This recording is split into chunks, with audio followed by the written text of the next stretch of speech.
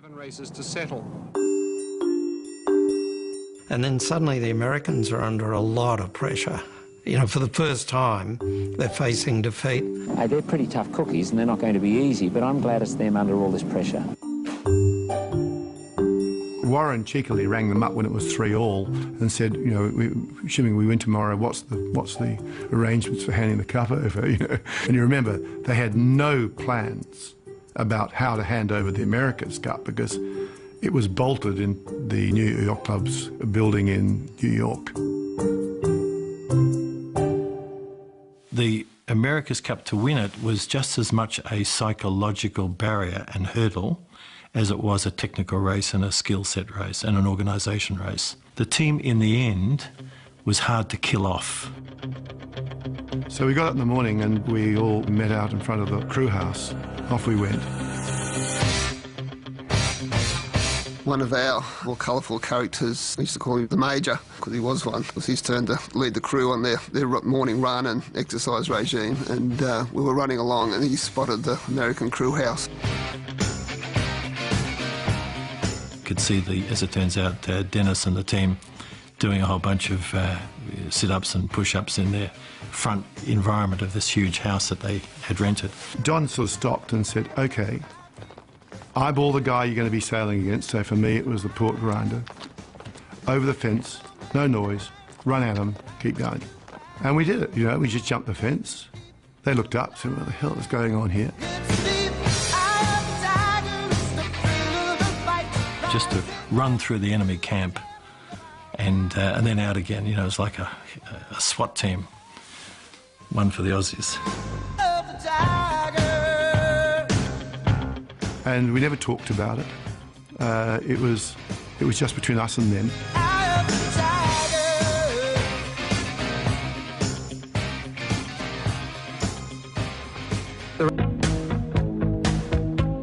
We had basically no idea what was going on back home. We had no idea that it had become as big as it had at all.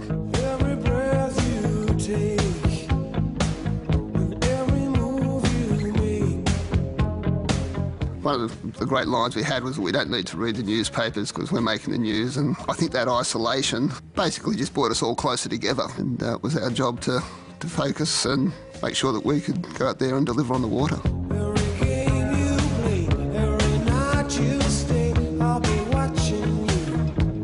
We suddenly started getting these stories. This has happened. You know, people have gone mad. The state governor of Queensland said, I was staying with friends on a cattle property in Western Queensland, a very big property, and they had boundary riders out round the boundaries of the property.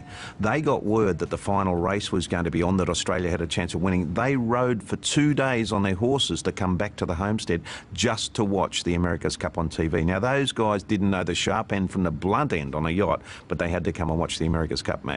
Well, it's going to be very exciting to be involved in the race of a century.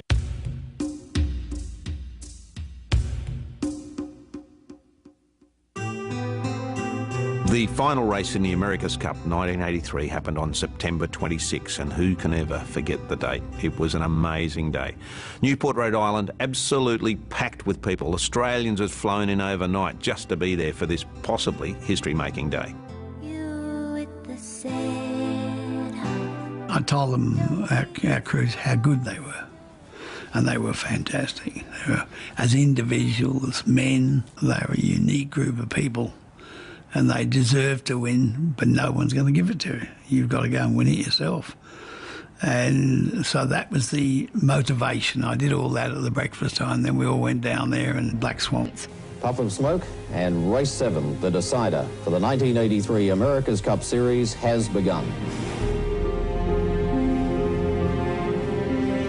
We made a very slow start, match race, one-on-one. If the other boat's leading at the start, they're usually leading at the finish. The US boat was ahead of the Australian boat on the first 4 legs of the 6-leg race. Liberty's extended her lead over Australia too. It seems that Bertrand's errors early in the race may have cost Australia too the America's Cup.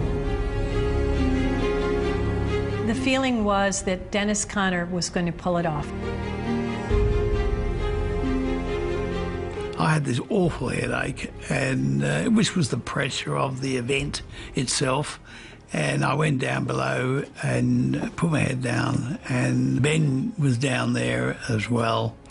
And he said, "We've blown it." I said, "Well, Ben, I'm just going to do a prayer, because it's what we need right now. We need some help from outside," and which I did. I prayed. You know, approaching the last top mark, being behind, there was discussion on the boat between the tactician, Hugh Trahan, and navigator, Grant Simmer, as to what we were going to do to try to get out of this mess that we were in at that point in time. We only had one Spinnaker run to go. We were 57 seconds behind, and there was a 4.5 mile run in light wind to get back and get ahead. And it was a pretty big call.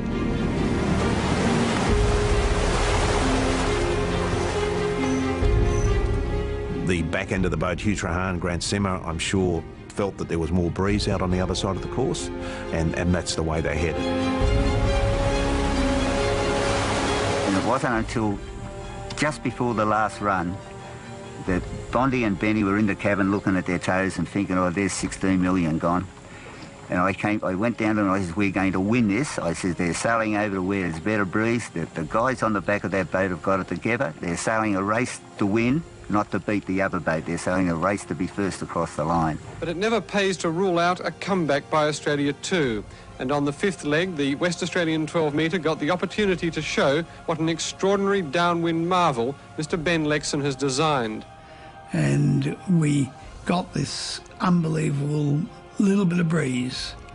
I'm sure it probably would have come anyway, but who knows? I don't know.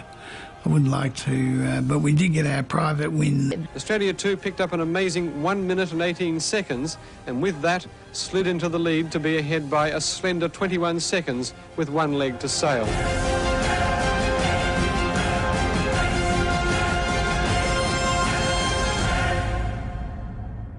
The last beat of that race was extraordinary. And Dennis, he threw everything he possibly could at us. So Dennis suddenly looks around, and there's Australia 2 going about half a knot faster, 10 degrees lower. And I think Dennis just about gave up at that point. He famously said, "Has anyone got any ideas?"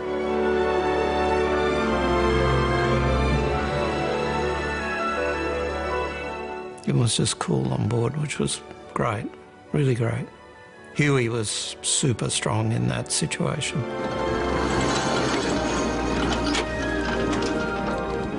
Well, we did a long beat to get there. We had 40-odd tacks to get there, and there was a lot of false tacking, and I had to steer a little bit from looking behind to keep in sync with the other boat.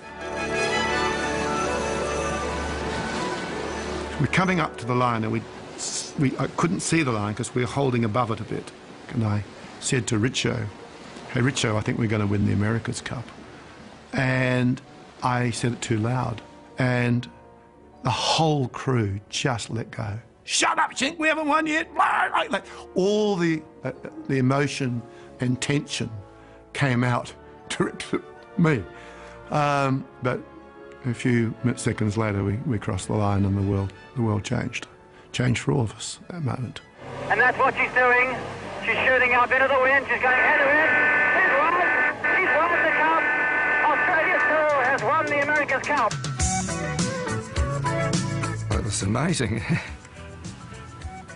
Just boats going everywhere, and whistles and sirens. Unbelievable. She said, "Do you come from a land down under?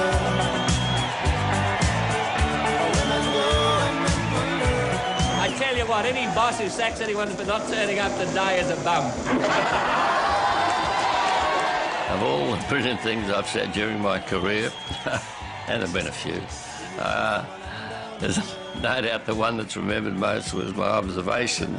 Any employer who sacks a worker for being late today is a bum. Well, it just came, and it seemed to touch the right note.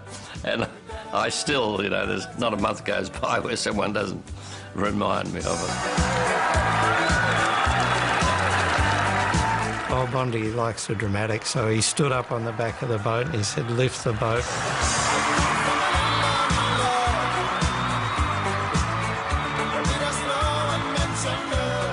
when that cloth was removed from the keel that people could actually see what it was like. And even then, it was what people by then had expected, but it wasn't exactly so. So it was very exciting.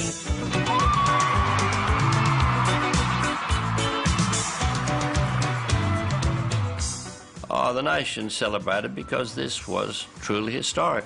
And here was little Australia had got up and done what people regard as the impossible.